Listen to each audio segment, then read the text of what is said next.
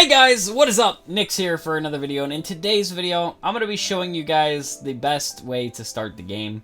Now this is in my opinion, but it worked for me, and I'm sure it's probably going to work for you guys. So, without further ado, let's get into the video. The first thing you got to do is you need to complete the Vmon Event.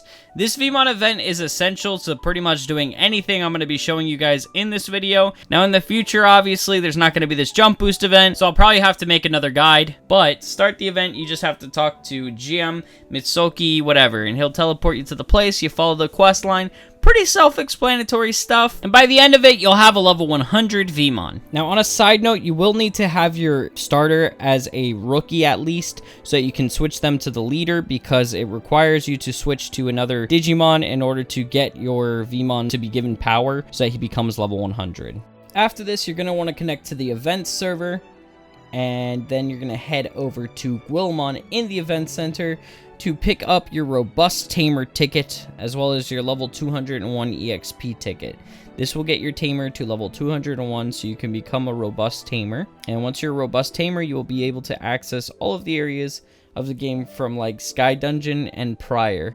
So to unlock robust Tamer, you're gonna need to come to Digimon, speak to Digimon, and you're gonna bribe him. He's inside of Shukidarumon village. So yeah, you're going to click on this setting that says get my skills upgraded or tested or whatever, and then it's going to have an option to bribe him with the ticket that you were given. Now again, don't forget to use the EXP first to get your Tamer level to 201, and then use the ticket to bribe him to become robust Tamer. Moving right along, you're going to need to tame a Ryutamon. So to do this, you're going to need to have a rookie net, which thankfully they gave us some for free, so go ahead and use one of those on Ryutamon.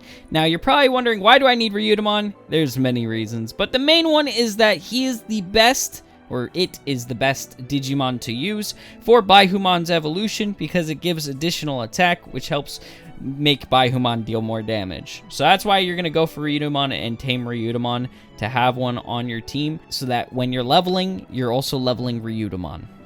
Now I know you're probably thinking, okay, that's great and all, but how do I level up my Digimon? Well, the first spot you're going to level up and earn some money from will be leveling at Cherrymon's spot. Cherrymon is a great spot to level at because your Vmon can actually one-shot the Cherrymons or kill them very quickly, so it's not going to take you very long to stack up on resources. With this, you'll also be able to get the items that you're going to need to fight the other Digimon that you could use to level up faster than this spot at Cherrymon. After farming for a little while at Cherrymon's spot, you're going to have some money now, so you should be able to buy yourself some equipment to buff your character, or your Vmon in this case, to be able to do additional damage. So you're going to want to buy these boost chips, and you also want to buy the spears.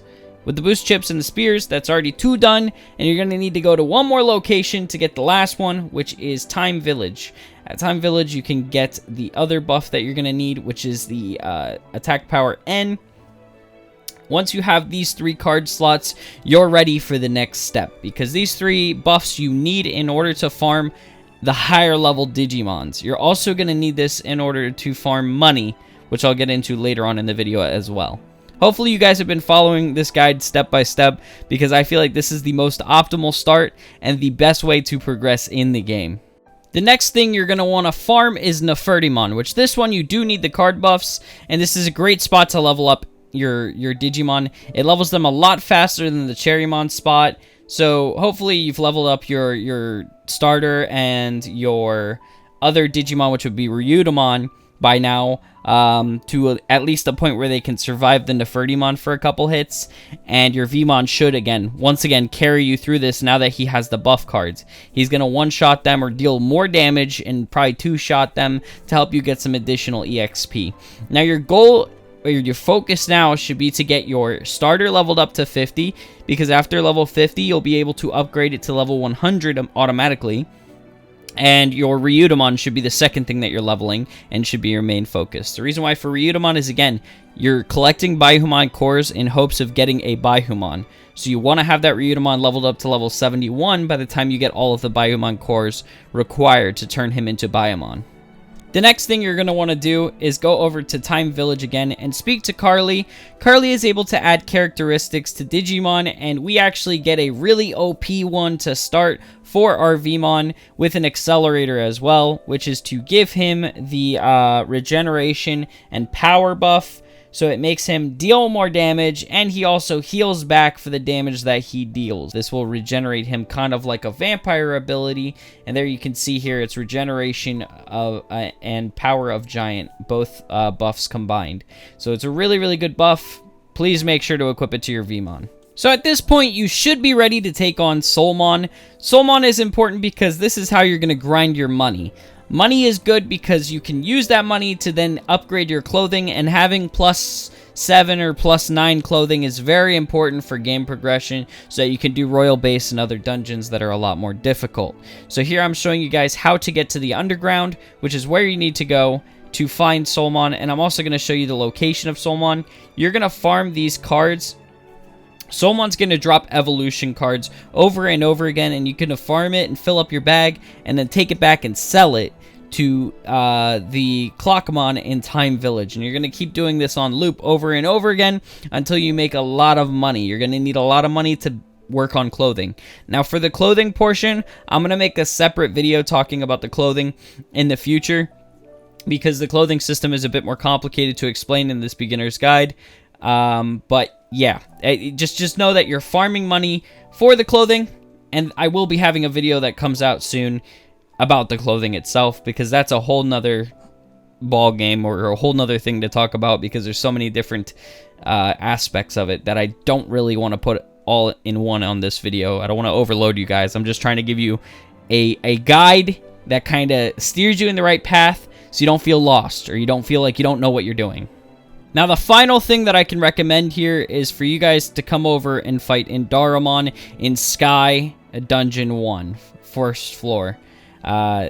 The reason why I recommend you guys to come over to this, and he's a V level, is because he's actually quite easy to fight and will help you level up your Digimon extremely fast in comparison to everything else. This spot's also good for getting a bunch of crests, which crests you could sell for 100k each. And like I said again, you can level up fast here, which is the most important thing. You can go to level 51 super quick. You can go to like level 60 quick. You can level here all the way up to level 100.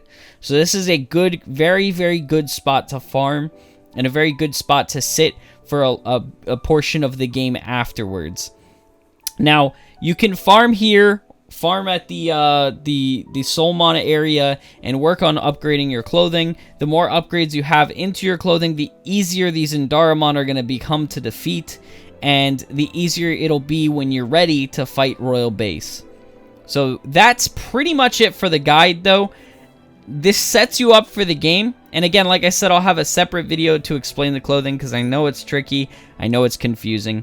But this will pretty much set you up for a great start in the game and give you a good path to at least work towards in the meantime, until more guides come out, until more people progress in the game, and until it gets a little bit easier for us to get Baihumon and other items like that. Anyways, guys, I really hope this video helped. If it did, make sure to smash that like button and also subscribe to the channel. And I will see you guys in the next video. Nix out.